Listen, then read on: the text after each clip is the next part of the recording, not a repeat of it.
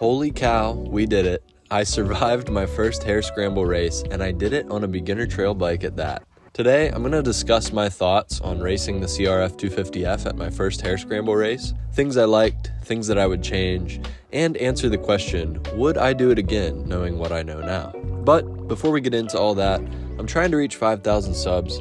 It's free and it really helps me out, so hit that button below and join the SoupMoto crew today. So this was my first race. It was the CRA Big Valley Pumpkin Run in East Palestine, Ohio.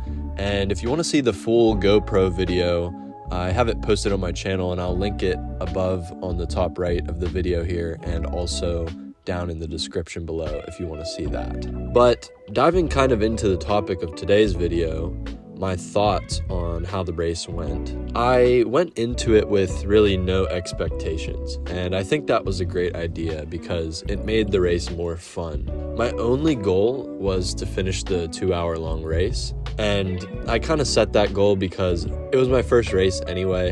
I was already at a disadvantage on the beginner trail bike. The CRF250F is like way underpowered, and it also doesn't have the things like suspension and stuff of that nature that make the actual race bikes like the perfect tool for the job when it comes to the Harescramble races. So I already knew I was way at a disadvantage, and I just didn't really have any expectations coming into the race other than just having fun and finishing the race. So like I said, I think that was a really good idea, and I recommend that if anyone is going into their first race as well, just don't set any expectations. There's no reason to. When it comes to an endurance race like a Harescramble, your only goal should be just to finish the race. That's it. So that was one thing. And that was kind of another reason I actually chose to race the CRF 250F because, one, I didn't have my race bike. I probably would have raced the 125. My suspension isn't done. It's set to the weight I was when I was really young, and it's also set up for motocross, so it wasn't really the right tool for the job. And because I was just gonna have fun with the race and I didn't really set a goal for like a certain finishing position or anything like that, I just figured I might as well race the trail bike. I've been having fun riding it like all season this year, so that's one of the things I just kind of made the decision like, hey, let me race this thing because I've enjoyed it so far. Now, one of the things I noticed in the actual race was suspension was definitely a limiting factor. The bike definitely underperforms compared to full-size race bikes when it comes to suspension, but technique still saves the day. This track, and I'm gonna walk back a statement I made in an earlier video, which is the CRF 250F is unsafe, where I kind of refuted some of the points made by a commenter about the CRF, and I'll link that up here in the top right as well as down in the description also, so you can check that out. But he made a point that if you take the CRF over a whoop section at a high rate of speed, it's going to be really unsafe and it's going to pogo all around. And I said, oh, well, you can never find whoop sections on trails in the woods anyway, so I don't know what you're talking about. And that was kind of unfair for me to say. And I will walk that statement back because holy crap, this race was rough. There were braking bumps and whoop sections all over the place. It was like gnarly. There were G-outs and all types of stuff as far as that goes, and I'm gonna walk that statement back. There are certainly whoop sections on off-road tracks. I was wrong on that. However, I will say, I don't think the CRF is unsafe just because the suspension is not super adequate for those rough conditions. Like I said, technique still saves the day, and I was passing people on those really rough sections by riding over them the correct way, like, you know, lifting the front tire up over and rolling over them in the right way to kind of limit that kick and that buck. So, you know, if you get a bike and you put thousands of dollars into suspension on like a full-size race bike, but you don't have the technique to use it, it doesn't matter. And that's why I think it's just kind of futile to blame the CRF for just lack of technique. So yeah, you know, if you hit the bumpy sections wrong, you could crash. But if you hit the bumpy sections wrong on a bike with full factory suspension, you could also crash as well. But I do see what the commenter was saying, so I would like to walk that statement back. Moving on to another point, the power of the CRF I mean, although it was at a disadvantage compared to the other race bikes, it was completely adequate for this race, at least on this course, because there were some straightaway sections where, you know, if I was trying to go all out wide open, I would definitely lose to some faster bikes, of course. But I didn't have any trouble hitting any of the obstacles, even the hill climb section, which wasn't even too bad. And I would say if it's true that most Harescramble races, and obviously each race is different and terrain is going to vary wildly, but if things are like of the same difficulty level that this race was, the CRF is completely adequate power-wise. You don't need much more, especially if you're racing in the beginner classes. Now, I raced open C class because it was my first race. I am coming from a motocross background, so I do have experience racing a little bit of motocross, and I've been riding for almost 20 years. But this was my first race, so I raced C class. Would I race C class again? Probably not. Honestly, I would probably race B class because I ended up finishing 6th out of 45 in C class and 59th overall, and I don't know the total number of racers in this race, but I would definitely race B class next time, even if I was on the CRF250F, because I think starting a couple rows up as well would have helped me out a lot. Plus, I would be pacing myself with faster riders, and I wouldn't have to pick my way through a bunch of slower riders. But I will talk about pacing a little later in the video, so stay tuned for that. Now, next I want to talk about the start. I got a really good spot on the start, and it was kind of by accident.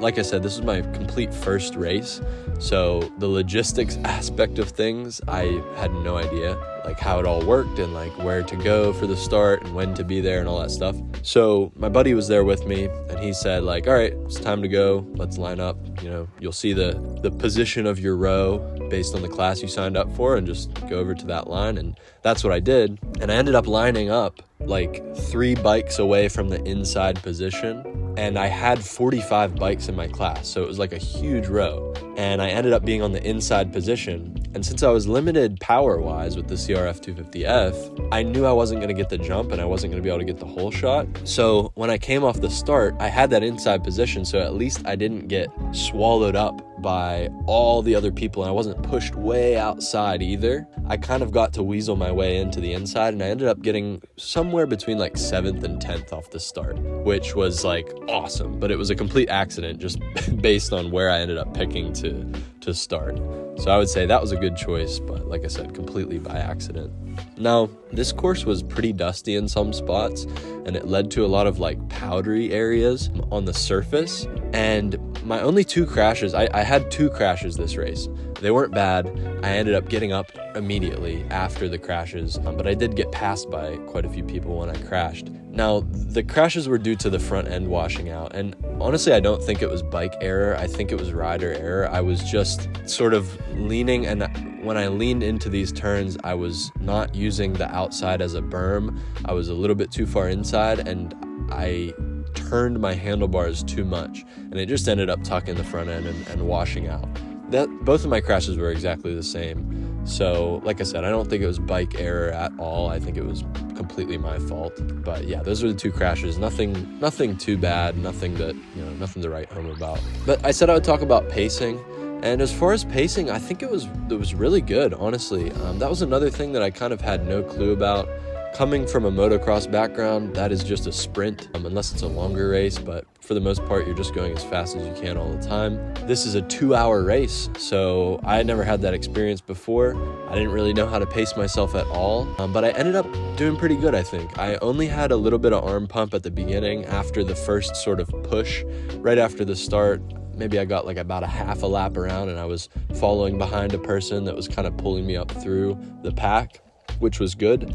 But I was starting to tense up, and I noticed I was really gripping the handlebars really tight. But I ended up just telling myself like, hey man, loosen up, back it down. You got plenty of time to pass. You got, an hour and a half left of this thing or more.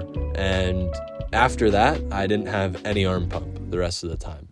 And I'm gonna make another video in the coming weeks about things to know for your first Harescramble race, and in that video I'm going to talk about sort of my strategy behind pacing, and I really learned some interesting things about pacing just doing the race, so I'm excited to share those with you, so be on the lookout for that video.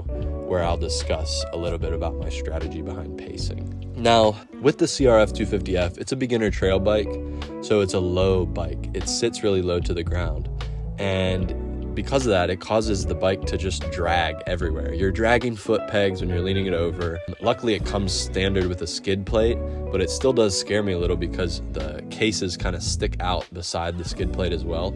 So I might even consider upgrading the skid plate in the future. But like, I was hitting the bottom of the skid plate on like rocks and stuff as I was going over them, and also like dragging foot pegs everywhere, all over the place. Luckily, I removed the kickstand before the race, but if I didn't, and I've noticed this riding it before, the kickstand just drags and gets filled up with dirt all the time. So that's one thing to consider if you are racing like a trail bike. You're gonna be dragging your foot pegs and scraping the bottom of the bike all over the place just because of how low it is. So that is definitely a bigger advantage to having a full-size race bike, for sure, I will say. And the other thing is that I took away from this, you really just got to carry momentum everywhere. I noticed a lot of the people that I was passing, they would go into turns at a certain speed, and then they would just like lock up the brakes and come almost to a complete stop at like the apex of the turn, and then they'd let the clutch out and go again. And my whole thing was, I was just trying to keep momentum up. And this is true on any bike, not just a beginner trail bike, but it's especially important when you're you're kind of underpowered, in the case that I was. So I was just trying to roll through the turns as best I could and not hit the brakes much, like only hit the brakes before the turn to get myself down to the right speed, and then just sort of lug it through the turn the rest of the way. And like, never really did I want to come to a complete stop in a turn. Like that's probably the worst thing you could do, because you lose all your momentum, and especially if there's like a hill coming up right after the turn, you're going to be screwed for that hill, and you're just going to get a bunch of wheel spin when you come out of it. It's not a good idea. And I noticed the people that I was like riding up to and that I would need to get around, that like were, I was carrying a lot more speed than them. It was always usually because of that. They were not keeping their momentum up over either like braking bumps and obstacles like that, like sort of little jumps and stuff. They would slow way down, which I understand, if you're not comfortable carrying speed through, that's totally fine, nothing wrong with it. But like, you also lose a lot of energy when you're stopping and starting and stopping and starting and stopping and starting like that.